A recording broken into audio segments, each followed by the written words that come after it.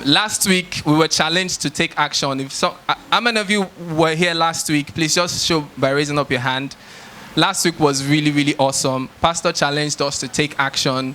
Some people even asked practical questions. Somebody had a farmland in the village. They were wondering how they were going to get started farming on that land. And Pastor gave some really good advice. So today we'll continue talking about taking action and moving from your business idea and moving it into reality. And the speaker that is going to be talking about this topic is an entrepreneur par excellence. She's somebody that has made a very difficult decision at some point in her life to leave her career to start up a business, which is thriving today. So with a round of applause, please join me welcome the founder of Ibom Soups, Pastor Itoro Effiong Bright.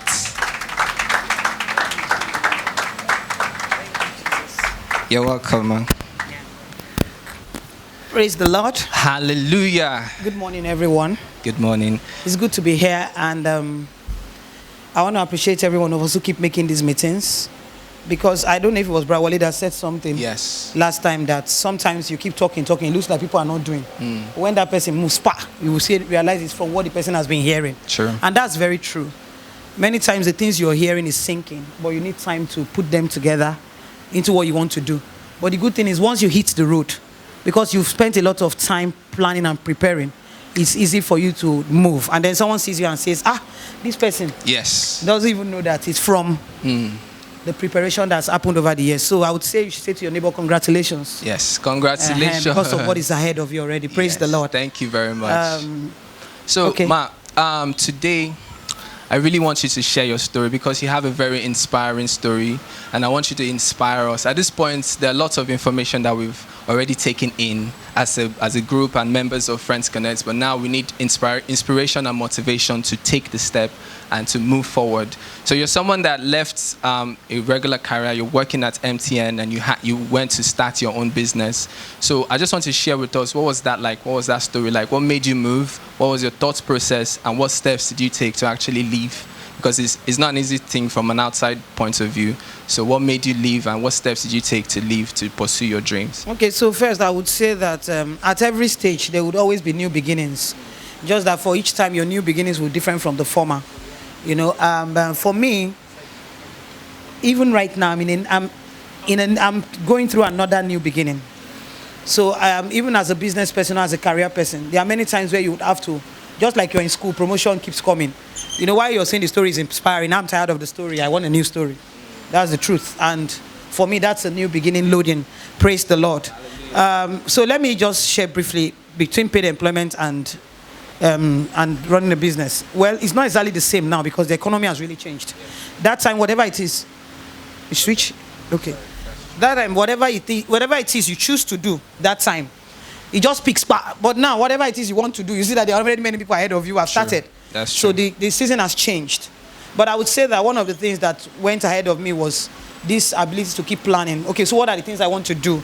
How do I want to go about it? Then I note it down. I've always had journals. I have more than 20 journals. I've had journals all my life. I have a journal I started writing when I was 21. And I started writing the menu list, the things we'll be eating in my family when I'm married. I have a journal, I started writing my family values. And I had a journal. So things like that. And then so sometimes I even get really stuck. Even with food. And then I go back, what's those things I used to go and look at my journal? So I have many journals. And it helps me a lot. It helps me declutter. It helps me ease off pressure because I've noted down what I have in mind. I've removed it from my heart into a book.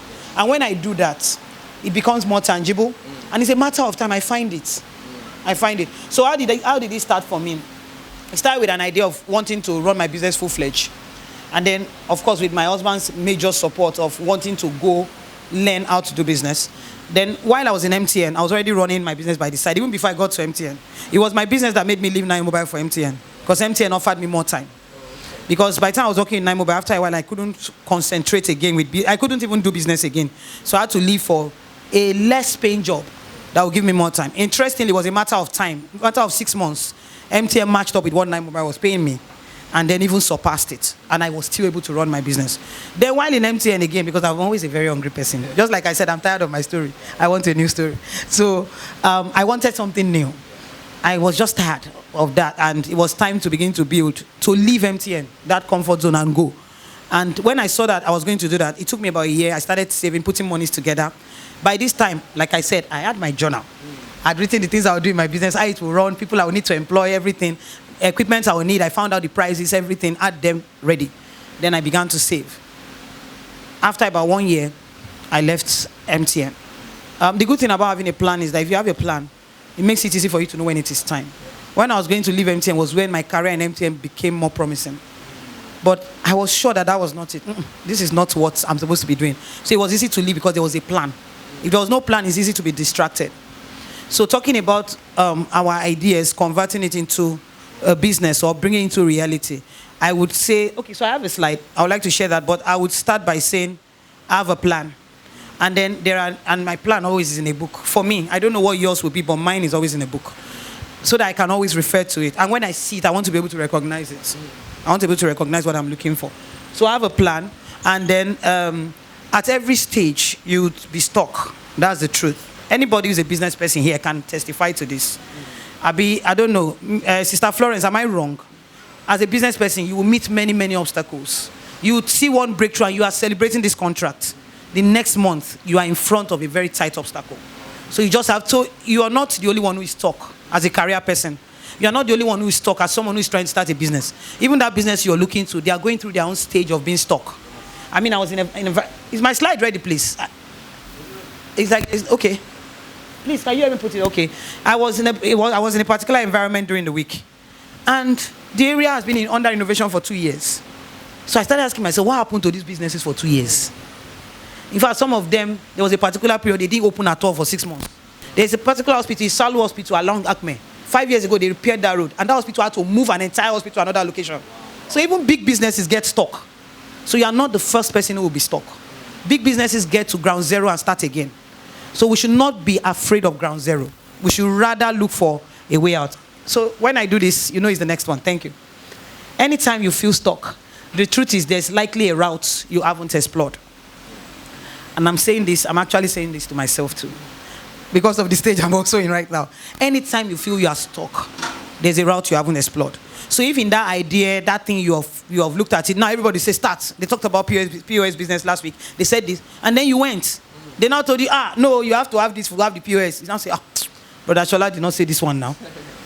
Everybody meets this. But there is always a way out. So don't be discouraged. When you want to start up that idea and you meet your first obstacle, don't be discouraged. You will never fully discover the potentials in your ideas if you don't take action. So your ideas will remain your ideas. You never know what it can become if you don't take action. Imagine that I didn't push the idea of making soups. Just imagine it. Remember, I said it took me 3 years of running my business before I found anybody doing it. People used to spite me, look at me and say, what kind of business? But today, we all know and everybody is doing soup. Now, I will stop at this point to say that even as a business person, we need to notice the ideas that will come in between. Many times, ideas come in between as you're running your business. If you miss implementing that idea, you can miss a major growth plan in your business. I'm saying from experience, there are major growth plans we have missed as a business. Because of either my personality, things I was too afraid to try, or staying in your comfort zone without thinking about tomorrow because everything seemed to be working. When that happens, it's a matter of time. Competition will come, and if you're not standing well, they'll kick you out of the market. So we're not just talking to people who want to start new ideas. Even if you have an existing idea, know when to implement the new idea, know when to innovate, okay?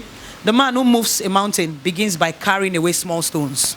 So what are the small stones you can begin by carrying away? Taking the very next step. So making up your mind. Today I've heard this. I've heard all the things they've been saying. What is stopping you? Let's see. What's stopping you? So 4 baby steps I'll be sharing this morning. 1, do something about it within the next 24 hours. That idea, whatever it is, you may have 10, 15, 20 ideas. Or it may be an idea that has to do with the business you're currently running. Maybe there's something you have noticed in the business you're currently running. Or there's something you've noticed, it's not even only about business, people, a career path. I mean, I had a colleague in MTN who one day told us that she wanted to start a course. And I told her, that course means I wanted to do it. I don't have the power. And she started, when we're doing night duties. During our night duties, we have long breaks. I think it used to be 1 hour, 45 minutes. And she will use it to run her course online with MTN network, with MTN data. That time, data was not as easy as it is now. She did that all our night duties. And then it was a matter of months. There was an internal recruitment. And they needed someone who has been in our own system, who has our own experience, who has this skill. They didn't want an outsider. They didn't want, because a fresh bird will not have the skill. So they want someone who has been trained in the system already, who has this certification. She was the only candidate out of over 2,000 staff. So there was no need for competition or interview. She got it straight and she moved. She left all of us. But it started from an idea to start a course while doing a night duty shift. So even for a career person, it may be an idea to start something or to pick a course or to learn something new in your field or to even digress a bit. And if you don't make that move, like I said, today I'm also talking to myself. If you don't make that move, you may miss a major step in your growth plan. So within the next 24 hours, what can I do about that dream, about that idea? Is it an inquiry? Please, can we go back to that slide? So if I make that call, is it somebody I need to put a call through? I mean, my husband shared one day here how we start in the service, and I want to go into this branding thing fully. What do I do? And then he dropped in his spirit, call this person. While he was in service. After that, he picked his phone and called, I've been looking for you, man. Show up, let's talk. And that changes the entire career in consulting. So make that call, go and see. In fact, I use that a lot with my husband now. I say, make we just go see. I learned that from Pastor. Pastor is always, I remember when we wanted to open Lekki. I was saying, the pastor said, go and see it. He didn't charge money for seeing it. Go and see it. And then you know the good thing. When you go to see it, it becomes easier than when you haven't seen it. Many times, the obstacle you're thinking is there. It's actually not there. It's in your mind. You notice that nothing is actually in front. Nothing is stopping you. You just notice that you're the one thinking. So your doubt creates mountains. Your action moves them. This is anonymous. I don't know who said it, but I saw it. Your doubt creates mountains. Your action moves them. So I've been like, when we wanted to move into where we just moved out from, I mean house, where we live. We just moved out from a place. We just moved into another place 2 months ago. One wanted to move into this place we moved out of. We were not going there. We were going to see a place in Alakpere. Because that was what we felt we could carry. We could afford. On our way, we said, let's see. And then we saw this and it was it. When we wanted to open Lekki for the business, the place they advertised is not the place we took. We went to look for another place. On getting there, they said, but there is another. And then we got this place. So if you didn't go to see, you may not see what is there waiting for you. Many times what you go to see is not what you're looking for. But you saw that thing. That thing inspired you to come so that you can see what God has kept for you. It's just a connecting point. So I would say, maybe in the next 24 hours, go and see. Look at your neighbor and say, go and see. Doesn't cost anything. Enter the market, find out the price. Just go and see. Make that call. Go and see that person. Go and talk about it. Go and see that person who's already doing it. Maybe you enter the place and you say, this thing is even easier than I even thought. People are doing it already. And then, of course, the next one, list your fears, worries, and concerns. I've learned to do this list recently. I learned it from my husband. What are your fears? Then begin to tackle it one after the other. The fear, will they buy? Why would they buy? If you're the customer, will you buy? Put yourself in their shoes. What will I do for them to buy? You solve that problem. The other one, what if I fail? Are you the first? People have failed before you. I mean, I remember the fear of, what if we start it and we close it? Are you not aware that bank branch is closed? In Lukweju bypass, this was where we opened the Ibom Soup's first account. Ibom Soup's first account is with Lukweju bypass till today. As a matter of fact, they are still the place. Till today, the account still reads Ibom Soup's Lukweju bypass. Access Bank is not there again. So are they failures? So you will not be the first to start something and close it if it doesn't work. It's better to start it and close it than to wait and be thinking that it won't work. Because when you start it and close it, one thing is sure, the person who started it is not the one who closed it. There's something massive you have learned. So even if it's that fear of, I will fail, so what? Are you going to be the first? So do it all the same. And then it's not a good time to start. Some people have said, if I still heard that this morning, Brother Light, I'll fight you, I will not agree.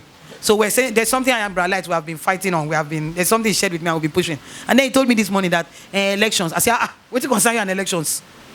I said, do it when election come, you stop. When election finish, you continue. See me, you won't go, you won't contest election. That's the reality. Some people will say, I want to wait, let's start in the new year. See, what you can't start in November, you can't start in January. If you really will start, you'll start. So one of the biggest excuses we have is, let me start in January. As a business person, except you are doing a kind of business that has to do with maybe school, so they resume in January. What again do they resume in January? What again? Starts in January.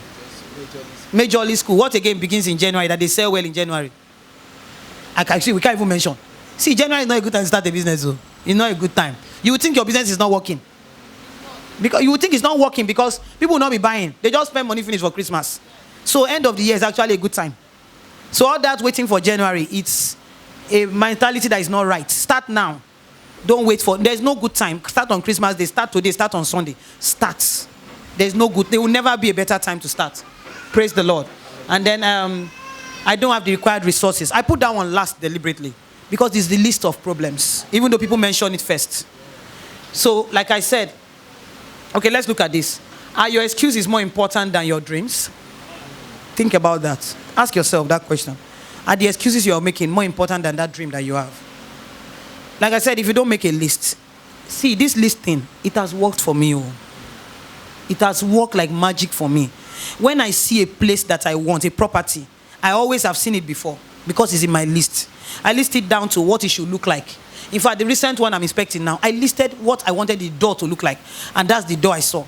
I listed what I wanted in the place. So when you see it, you recognize it. The same thing when we move into where I said, the small sitting room upstairs, kitchen downstairs, bedrooms, and then a store with the kitchen downstairs. I said, a duplex, not maybe a semi-duplex with a kitchen downstairs, a small store in there, but the sitting room upstairs with the rooms. If you know a regular duplex, sitting room is always downstairs with the kitchen. But why I said that, because I was working from home then. And I know that in my former place, I used to have a lot of friction with my husband with how we mess up the sitting room because of working. Because it's close to the kitchen. So I wanted a place where sitting room will be upstairs, so my work will not disturb sitting room. And after writing it out, I laughed. I said, where you want to see this kind of house for Lagos? Kitchen downstairs, store downstairs, but all the rooms and sitting room upstairs. You not even know small sitting room. Where will you see it? I started laughing. And to think that such a specification was built over 30 years ago. What you want exists. To think that that place was built over 30 years ago. And then when I found, I was like, and then I was telling my husband, is that how we are going to pay? Let's not just pay. Let's go and pray about it now. My husband said, what's wrong with you? Are you not the one that listed it? Is it not what you said? It's clear now that this is what you wrote down now. So it has happened like that over time. So have a list of what you need. Write down what you want. Draw a picture of it so that when you see it, you recognize it. Now, another thing about drawing a picture is that it will help you know what you don't have to buy. If you know, you say you don't have resources, when you make a list of, you know what you don't have to buy. Let me say you write it that you need this table, then you need this flour.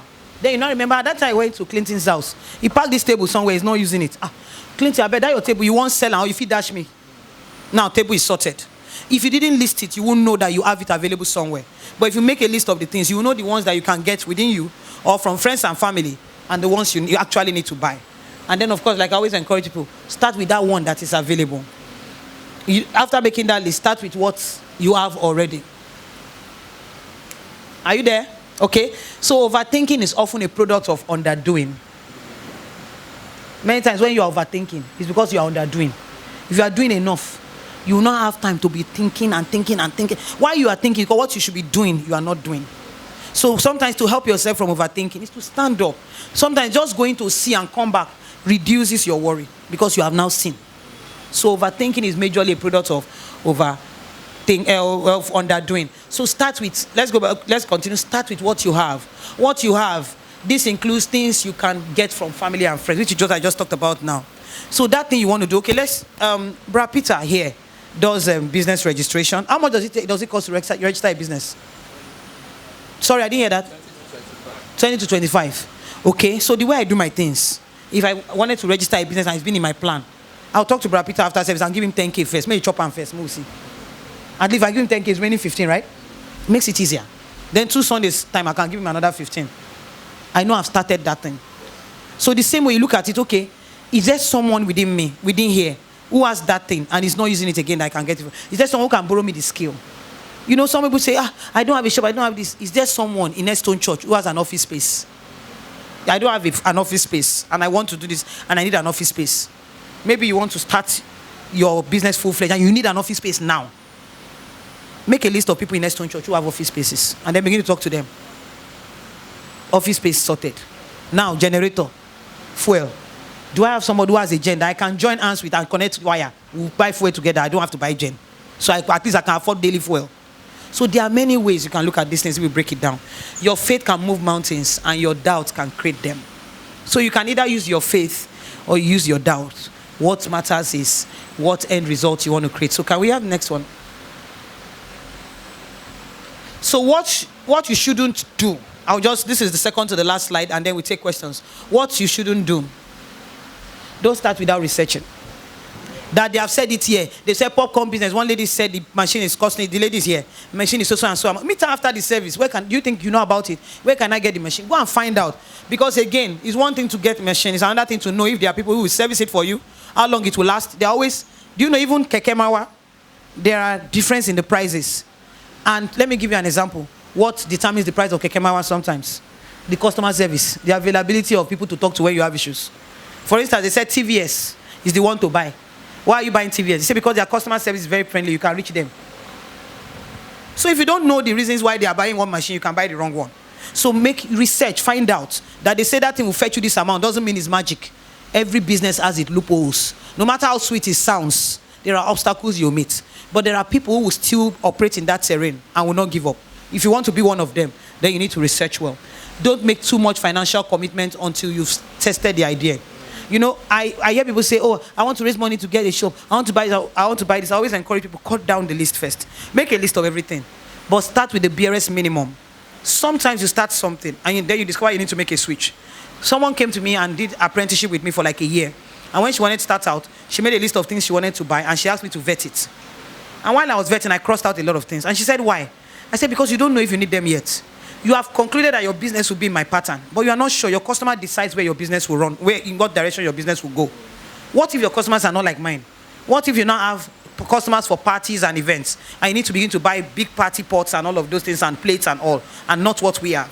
What if you now realize that all of a sudden it's not really the main food thing that is working for you, snacks, and you have bought all these things? So don't just spend all your money buying those. Start with even the one you already have. Buy the very little that you work that way. Then along the line, if there's need to divert, you'll be able to divert easily with the money that you have, now that you have tested the idea. Now, for that lady, what happened? It was a matter of time. Someone called her that they needed a cook. Then she said, me, graduate like me, cook, okay, I don't do. I said, I don't turn it down. What? You can send them a cook. Sit down, let's talk. And we talked about it, and she interviewed someone and sent in someone. And they were paying her directly, and that person was cooking for them at the company, but they needed an in-house cook who would do, they have everything. And she was paying that person, and they would pay her. So that means she outsourced the job. And then before you know it, they approached her for another branch. So she gave them someone. And then before you know it, someone was leaving the country and wanted to sell off his spot where he was making shawarma. She bought the spot over. What if she had used all those monies to buy all the equipment she wanted to start her business? So right now, she's a freelancer who has employees working for people, and they pay her every end of the month, and she pays them from it. But she learnt my trade. But you see how where our customers have taken her to. If she had taken all her money and put into that, it won't have gone in that direction. So don't put all the money you have when you haven't tested the idea. Test the idea first. Make sure it works. Then you put in more money. So don't give up too quickly, because no matter how beautiful the idea sounds, if it was that beautiful and easy, everybody will be doing it. People are not doing it because some people have gone to try, they turn back. Some notice these things you are going to notice. But you would make up your mind that you're not just going to give up, especially if it's something you really believe in. And then don't be rigid. What I just shared now, if that lady insisted that she doesn't want to be a cook, she wouldn't have this opportunity she has today. So don't be rigid, be open-minded. Look at what your customers want. As a matter of fact, I encourage you to buy your product. I didn't know the value of this until one time a customer's delivery went out. We didn't know that he had sent a message saying he was traveling urgently and that we needed to freeze his food. We didn't know that. He just within 1 hour before the delivery went out, I didn't notice the message. By the time we noticed it, they were already at his place. Though they had to drive back the food, and we had to freeze it for him. But after freezing, his trip became longer. He couldn't come back early. I wasn't comfortable with us giving him the food. So I decided that we're going to make another one for him when he returns. Even though he had paid, we're going to make another one for him. So we ate the food in the house, and I opened it. And that was the first time of me eating the food that got into the customer, and when they freeze it, and now it looks. So I tasted it, and I saw some things we could change. So this is how it gets to the customer. And then they freeze it. This is how it looks after 4 days. And then I called my people. All of us tasted the food. Say, we can do better with this now. Okay, is this okay? This way, let's expose it this way before it goes. If we didn't receive that food back, we won't know what the customer is receiving. So sometimes you need to buy your own product. There's a particular bottled water that I run away from buying. Who knows that bottled water? After buying it, your risk in trying to open it. You don't know it. We don't know it here. It's on Twitter now. They blasted them one day on Twitter. Mr. Vince, or what, very popular table water like this. You will be struggling. They have not bought their products. If not, they will know that that cover should not be that difficult to open. If I find another option, I don't buy that water. Why should I struggle to buy water? I'm thirsty. Why should I struggle? Why should I be giving somebody to open for me? It's work now, and I want to drink water. So sometimes you need to look at your product from the eyes of the customer and ask yourself, if I were the one, will I pay this money for it? So that you can continue to make changes. And then don't be carried away by initial patronage. There's what they call sympathy buying. If you want to start selling something, now because we are your members, we help you buy. But they are not, those customers cannot sustain your business because they will soon leave you. Then, of course, curious customers. People are buying because they are curious. They want to see what you have to offer. But how many of them will be repeat customers? So don't be carried away by initial patronage. Calm down and look at it well and see if what you're doing is actually working. And then it is time to reduce your worry and increase your chances of scoring by taking steps. And it begins today. Thank you. Please, a round of applause. Pastor IT, I like interviewing you because you just do all the work for me. The slides, you're just going through the slides and everything I wanted to ask. You've answered all the questions. So please, if you have questions, especially about your fears, the challenges you're facing now that is stopping you from taking action, please prepare your questions. Pastor IT, I just want you to speak to people who are scared of making mistakes. Let's say somebody has something good going for the person, a career that is good, is paying the bills, but then he has or she has this idea, this dream that God has laid in his or her heart to pursue, but the person is scared of losing everything. What do you say to this person? Like, how would they proceed? Okay, so the first thing I would say to anybody here who has that fear of making mistakes is that we all have the fear. When I wanted to start business, I had the fear. When we opened our first drive-thru, I had the fear. Each time I employed a new staff, I had the fear if we could pay the salary. Because each time we employed a new staff, it means our salary is increasing. I had the fear. When we opened Lekki, I had a major fear. In fact, I called Pastor, and I talked. He helped me beat down the fear. But even after opening, I had the fear. I was saying, so how are we going to renew the rent? So what if? So while we were all celebrating, congratulations, Pastor, it is now in Lekki, she had her fears. But you know, this is almost 2 years after. We have never owed that rent. Guess what? I'm taking another major step. And guess what? I'm afraid. I'm afraid. Very afraid. Very, as in, I mean, you were with me now. You saw me now. I'm worried. In fact, let me not use the word fear. I'm worried. But you know what I have learned over the years? While the worry is there, continue.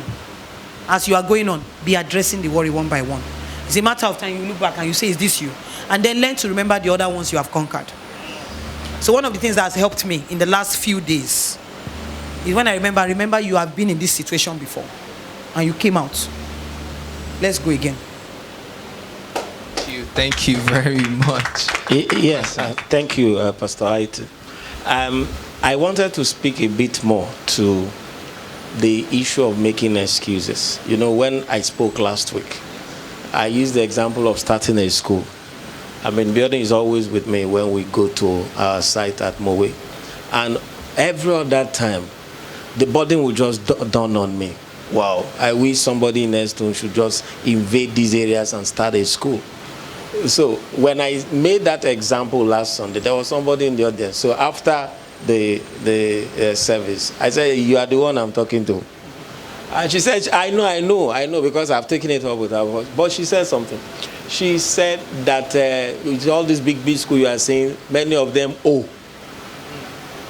You know, and all that. I think I was with another person. I didn't have time to address it. Maybe I was with Pastor Haiti that time. You know, but I went back thinking about it. That is a very, permit me to say, very extremely silly excuse. Actually, mediocrity. Yes, that all these big schools are saying, many of them are owing. You don't have to owe. And even if you owe, you survive like they are surviving. Yes, and they are owing and they are surviving. So such things, you know, so excuses particularly. And I just want to encourage, let's not make excuses.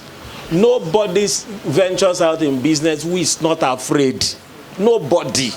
And it's rough out there, but that's why we're children of God. If unbelievers are surviving doing it, we can survive and even excel with it. Okay, that's just what I want to say. Thank you very much. Please, a round of applause for our pastor. Just do a quick recap before questions.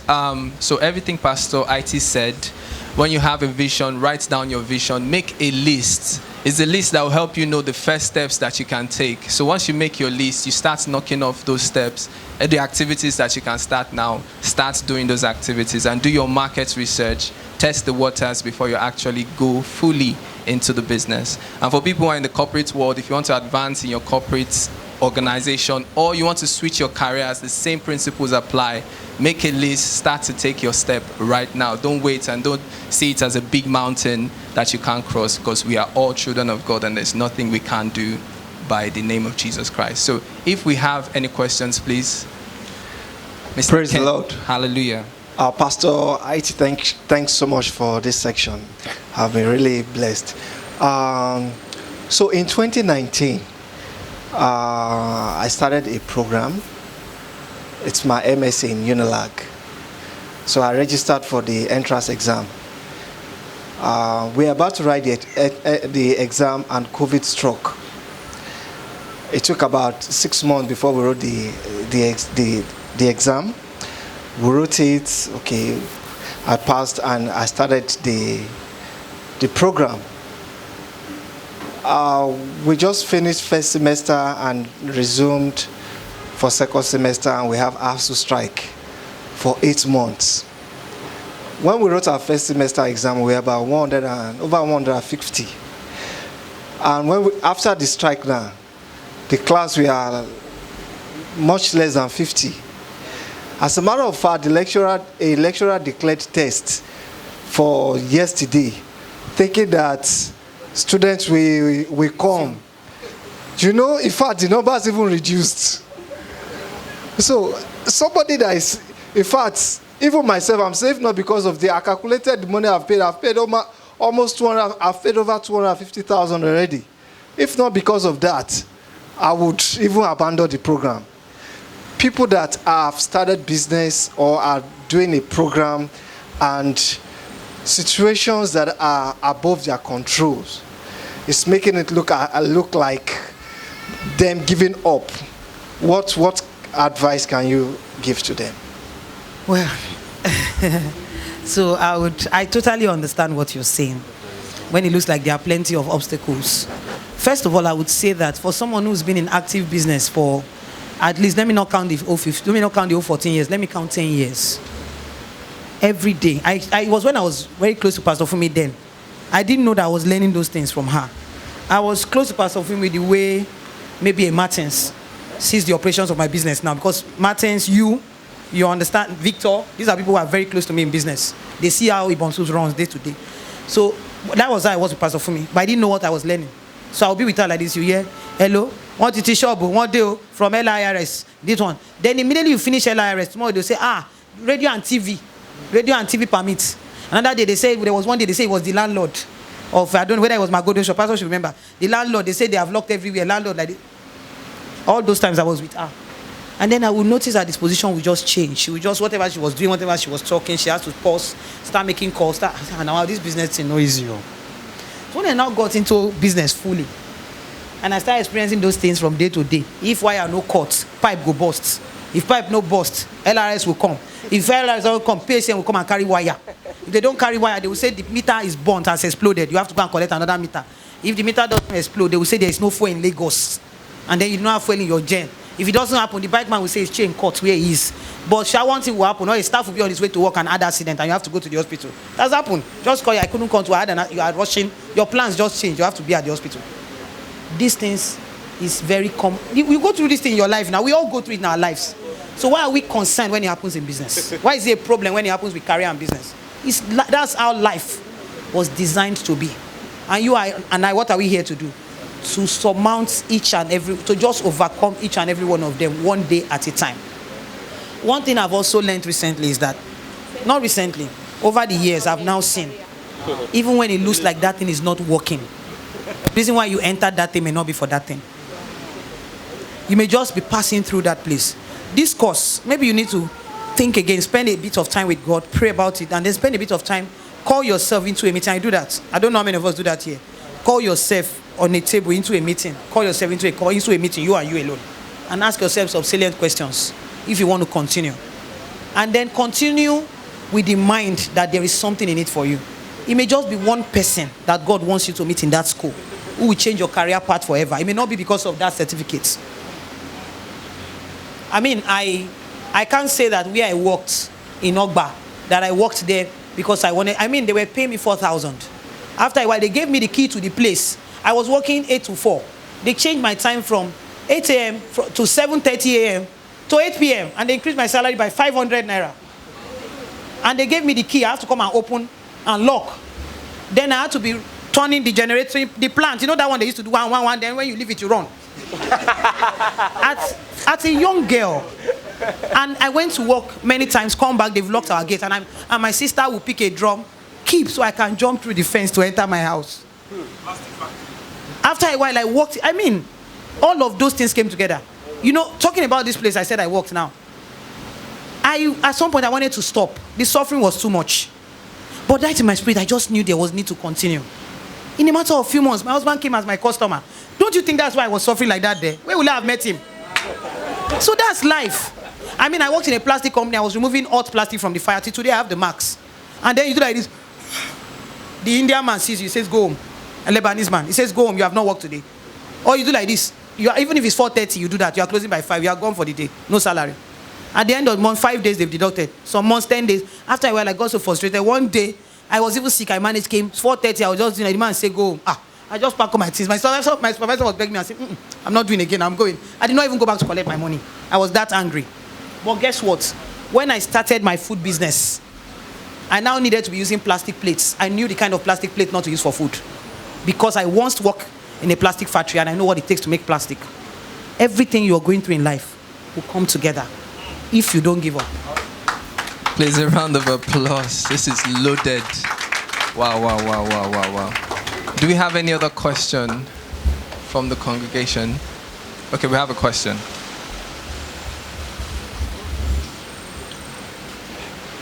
Please, ma'am, I want to ask you a question. You said from your word, you said don't reduce your worries and increase. My question is this, ma'am. You have a reduced part, and you are also saying don't worry and increase.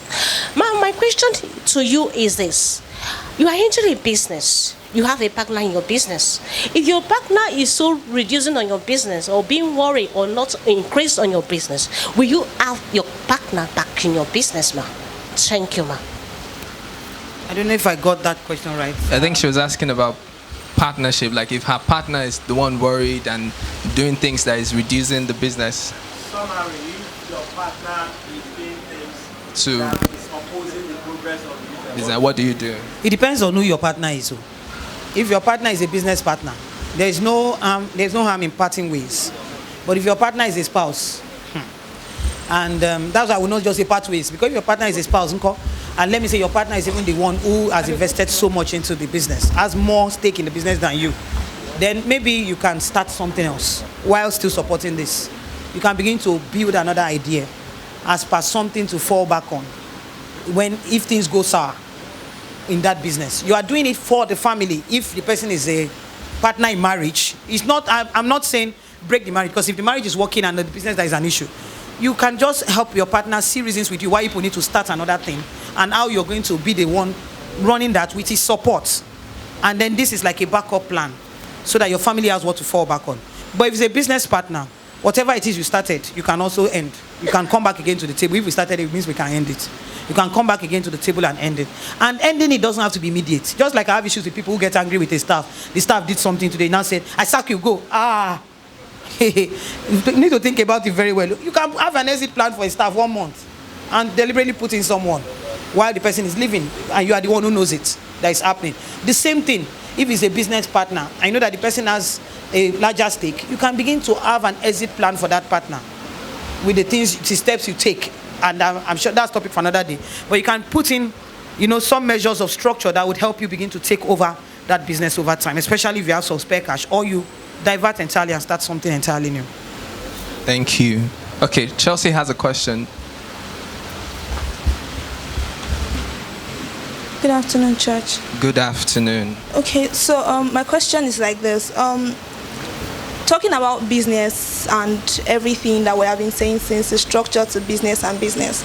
So for somebody like me that I'm not a business kind of person, I would rather use my creative skills to generate income for myself.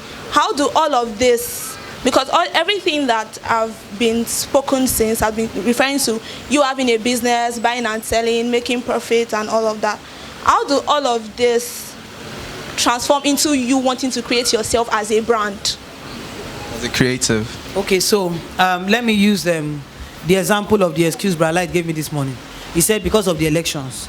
For what he wants to do, the elections is not his excuse, is his opportunity. Because the election will keep people in the house. The election will keep people indoors, meaning that they will be around the environment, making them more available to patronize him for what he wants to do. But that election is seeing it as an excuse. The same thing, Chelsea. If you say you're not someone who is a business person, but you rather use your creative side to create value and then get money from it, that's business. So it depends on your definition of what business is. Branding yourself, it's a business. That's why people have managers, have people who do stores for them. You can outsource. I've said this. I must have said this to Matthew and then maybe Martins. Take for instance, Clinton is into business promotions, and then what again do you do? Advertising, CV writing, and interview preparation and all. Clinton can work with Matthew. Every time he needs to shoot a video, Martins will shoot his professional video. Then he can help Matthew package his business. So at the end of the day, he's not paying Matthew anything, and Matthew is not paying him anything. So I'm saying that this thing that you say is your skill, you can look for somebody who is more entrepreneurial in nature. You help that person put the creative side together, why that person is. So at the end of the day, two of you are business partners. I do for you, you do for me. Not many times we think that if I have to do it this way, it has to be money. I have to pay the person. One thing that this church has helped me. You see my first food picture, it was Pastor Falabi that took it too. I paid, but it wasn't what I would have paid. Did you see the first design? It was Pastor's brother-in-law, Akiri Madi, that designed it. Everything, you see my TV program, it's Martins that is shooting it. So everything I am doing, I first ask myself, do I have a brother, a sister, a neighbor, a friend who can do this for me at an affordable rate or with an arrangement where I can pay at least split payments? If you do that, you would achieve so much with your very little resources. Ibon Sus have never owed. We have never in the history of that business owed or loaned money from anywhere. All the years of running Ibon Sus. We have never loaned money from any bank, anybody, anywhere, till date. We have never owed salary 1 month, till date. It is so because we've learned how to make good use of very little talents and skills we have around us without taking them for free or robbing them of their dress. But what can we give in exchange for what you have gotten? Thank you. Okay, very much. thank you, Pastor. But what I heard more, you addressed one side. The other side I heard was you are not a business inclined person. You are not an entrepreneur. And I hear people say it a lot. That thing is a very extremely wrong thinking. There is nobody who cannot be an entrepreneur. Actually, there's nobody who should not be an entrepreneur. There's nobody. You can work with somebody, work under somebody for some time, but ultimately that's where you should be going. That's where you should be going on, unless some things are just not working. So it is conditioning. Now, as she's talking, I understood better why she is the way she is. If she didn't pass through that business center, where they made her literally, that was entrepreneuring. She wasn't the owner, but she was running it as if it is her own. They made her run it as if it's her own. That's what formed her. So what we should do, especially we that are younger, is now change your approach and your mindset and your attitude towards where you are working now. Do it as if to say it's your own. Be thinking for the boss. This month we have only sold 10 times. Where are we going to get salary to pay? You are not the one who is going to pay the salary. If you start thinking like this, so she's using Pastor Fumi's example. Exactly. That's exactly the same thing that she went through. From school, she started selling, I wanted to say Pampers, not Pampers. Sanitary towels, biscuits in the hostel. She learned it from there. And then by the time she came out, she just ventured into business. So when you are working, wherever you are working, whatever you are doing now, be doing it be in the mind of the owner. And be in the mind of the owner. Before long, you come out, you will not be afraid to say, I'm going to start my own. Because I will say this and I will stop. There's something you will still... If Peter didn't own his business, that day he had that breakthrough, Oga would have said, Mr. Peter, very, very, very wonderful. Supervisor, package 3 big fish for Peter. Peter, make sure you enjoy with Madam today. Thank you. Thank you very much. A round of applause, please. Thank you. Wow, wow, wow, wow. So our time is fast spent. I'm sure we've gotten a lot of value from this session. Please, let's go back and take action. Please, I'm begging you guys. Please, a round of applause for Pastor IT. Thank you very much, Ma. We love you. God bless you. Thank you.